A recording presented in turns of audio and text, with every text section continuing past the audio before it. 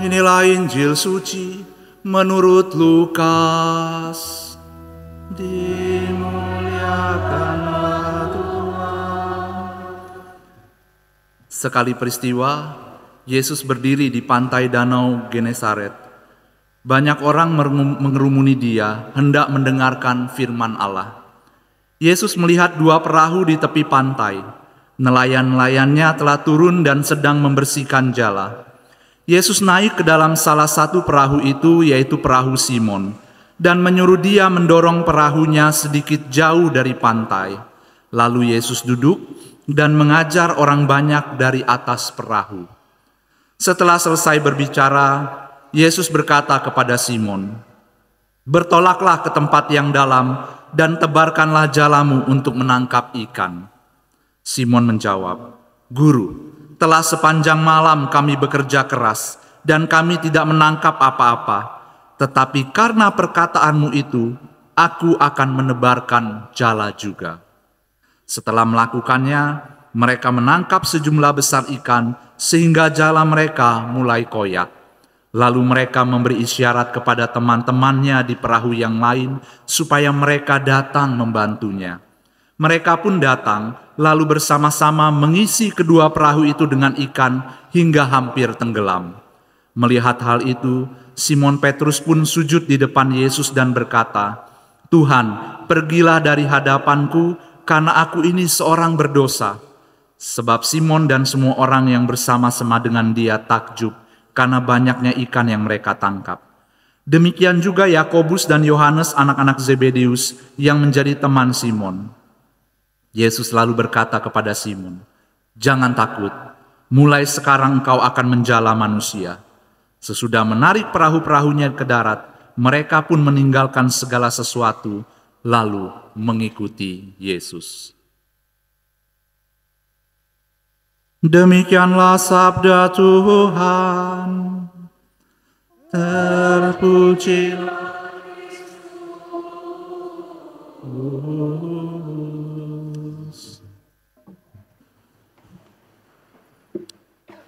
Bapak, Ibu, dan saudara-saudari yang terkasih, setiap kali misa biasanya sebelum misa dimulai kita mendoakan ya, ada dua doa gitu ya.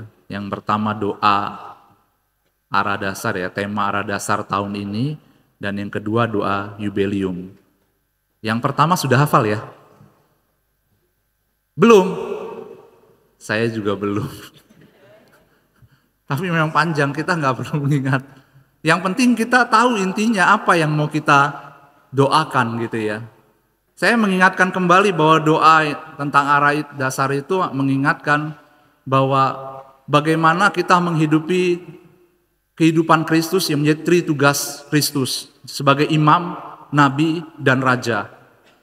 Karena imam, dia memberikan teladan ya, gembala yang baik. Sebagai nabi, sabdanya sungguh luar biasa. Dan sebagai raja, dia juga memberikan ya keadilan dan sebagainya. Jadi ini sebagai bentuk pewartaan kita supaya iman kita menjadi bertumbuh di dalam tahun ini. Lepas dari juga kita membawa harapan karena Jubelium ya, dikatakan bahwa ya harapan tidak pernah mengecewakan di bulannya Santo Paus Fransiskus. Oleh karena itu hari ini kita diundang kembali oleh Tuhan, diingatkan oleh Tuhan apa yang mesti kita lakukan, bahwa sebagai orang Kristiani, Bapak, Ibu, dan saudara-saudari yang terkasih, kita dipanggil untuk menghidupi panggilan kita sebagai anak-anak Allah, yaitu anak-anak terang. Kenapa? Pertanyaannya. Karena kita ditebus, telah diselamatkan oleh Tuhan. Dulu kita bukan anak Allah. Kenapa? Karena pertama-tama kita yang belum dibaptis misalnya. Tetapi ketika kita sudah dibaptis, maka kita menyemat identitas baru sebagai anak-anak Allah. Dan penebusan Kristus ini bukan hal yang sederhana sekali lagi. Kenapa? Karena Allah mau menyelamatkan kita dengan darahnya, dengan nyawanya.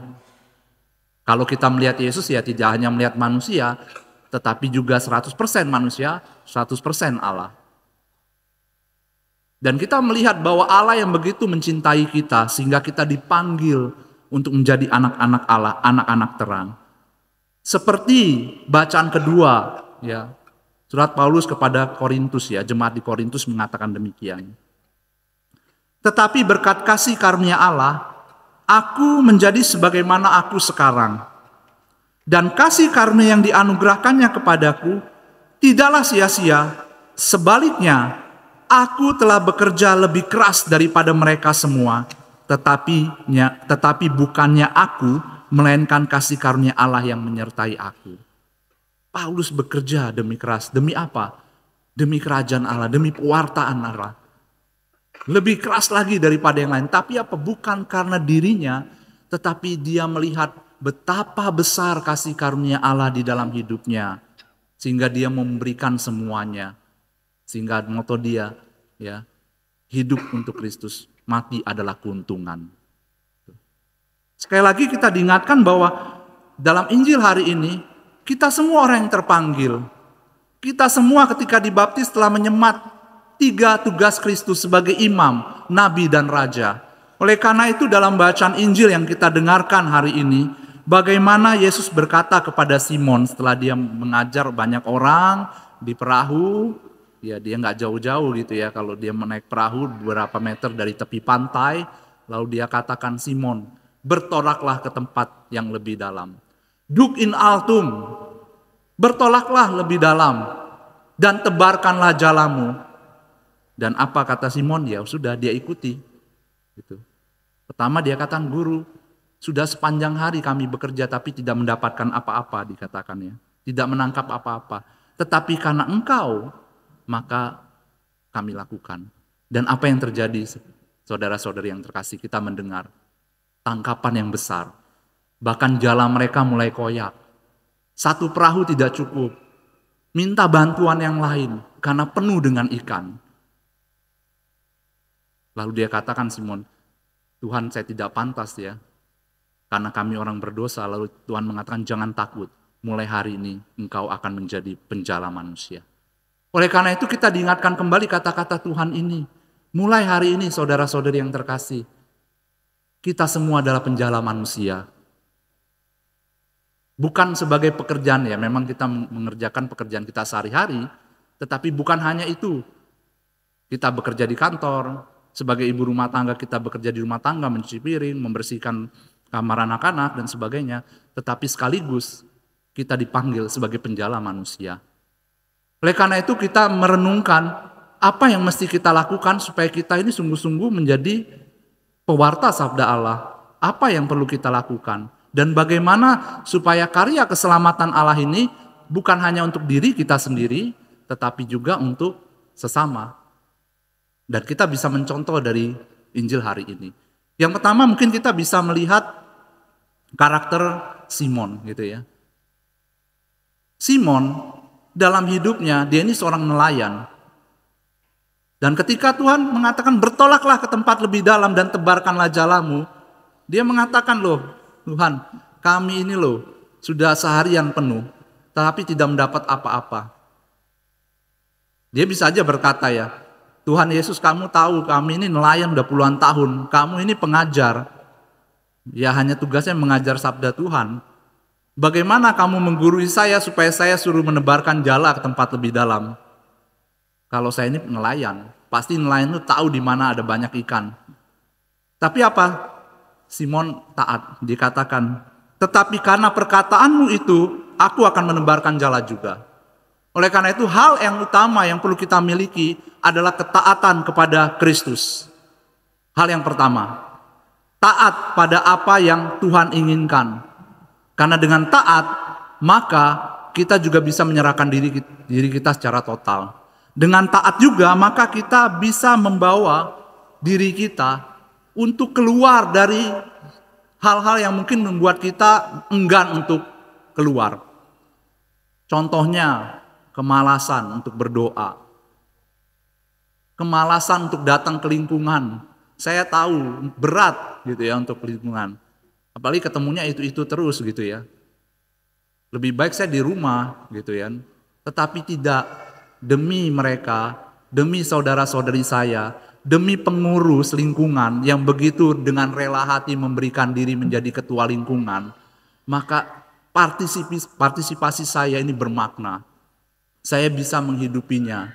Kenapa? Karena ketika kita tinggal dalam persekutuan, ketika kita tinggal dengan komunitas kecil, maka kita diingatkan kembali bahwa kita dipanggil sebagai orang Kristiani. Berbeda kalau kita sendiri.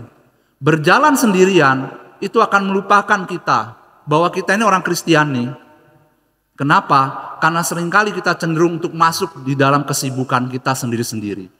Tetapi ya kalau untuk lingkungan mungkin gak setiap minggu kan ya. Kalau lingkungan betul ya. Paling tema kitab suci seminggu sekali. Advent, Prapaskah gitu toh. Enggak tiap bulan itu tiap minggu begitu, enggak. Nah, lakukanlah itu, maka ini akan menghidupkan kita, mengembalikan kita kembali bahwa oh ternyata ada saudara-saudari saya yang hidupnya suci loh. Maka saya juga mengikuti jejak mereka. Dan di dalam sana juga, di komunitas kecil itu, kita belajar juga untuk berbelas kasih. Berbelas kasih untuk sabar, berbelas kasih untuk mencintai, berbelas kasih untuk mengampuni. Disitulah kita belajar. Sehingga ketaatan, penyerahan diri total akan membuahkan hasil bagi kita. Lalu yang kedua adalah bagaimana kita juga penting untuk berelasi dengan Tuhan sendiri. Simon Petrus ketika dikatakan ya dia taat, lalu dia akhirnya mulai menangkap sejumlah ikan yang banyak. Lalu dia katakan, kita dengarkan di sini ya. Dia katakan demikian, Tuhan pergilah dari hadapanku karena aku ini orang berdosa. Ya. Lalu apa kata Tuhan? Jangan takut, mulai sekarang kau akan menjala manusia. Sesudah menarik perahu-perahunya ke darat, mereka pun meninggalkan segala sesuatu lalu mengikuti Yesus. Artinya meninggalkan semuanya dan berelasi dengan Tuhan. Tinggal bersama dengan Tuhan. Menghidupi apa yang menjadikan rahmat Allah. Jadi tinggal itu berelasi. Melihat bagaimana cara Yesus berjalan, bagaimana cara Yesus mengajar, bagaimana cara Yesus menghadik roh-roh jahat dan sebagainya. Proses sekolah selama 3 tahun. Dan kita juga dipanggil hal yang sama. Meninggalkan artinya masuk di dalam persekutuan dengan Allah. Di dalam apa? Dalam sakramen-sakramen, ekaristi, tobat, ya. Pengurapan orang sakit bila misalnya sakit gitu ya. Sekali lagi pengurapan orang sakit ini bukan berarti kalau saya diurapi saya lewat gitu ya, enggak. Jadi jangan punya pikiran begitu. Tapi pengurapan orang sakit ini adalah kekuatan bagi kita. Disembuhkan dari segala penyakit fisik maupun jiwa kita. Dan juga bisa dengan doa-doa, devosi-devosi kita. Oleh karena itu relasi ini penting supaya kita mau dibentuk. Supaya apa? Ya supaya kita berubah. Oleh karena itu saudara-saudari yang terkasih, mari memohon rahmat ini. Pertama keberanian untuk taat kepada Tuhan. Karena orang yang berani yang taat gitu ya. Kadang-kadang kita manusia lemah, kita mau mundur. Tetapi Tuhan katakan ayo maju. Ayo maju. Dan kita mohon ketaatan ini. Dan biarlah kita juga punya kerinduan untuk berelasi dengan Tuhan setiap hari di dalam hidup kita masing-masing. Untuk itu Bapak, Ibu, dan saudara-saudari yang terkasih, memohon rahmat ini kita menyerahkan segala diri kita di dalam perayaan Ekaristi ini. Ketika kita menyambut Tuhan Yesus nanti, Tuhan, saya menyerahkan diri saya untuk Engkau. Kita hening sejenak di hadapan Tuhan.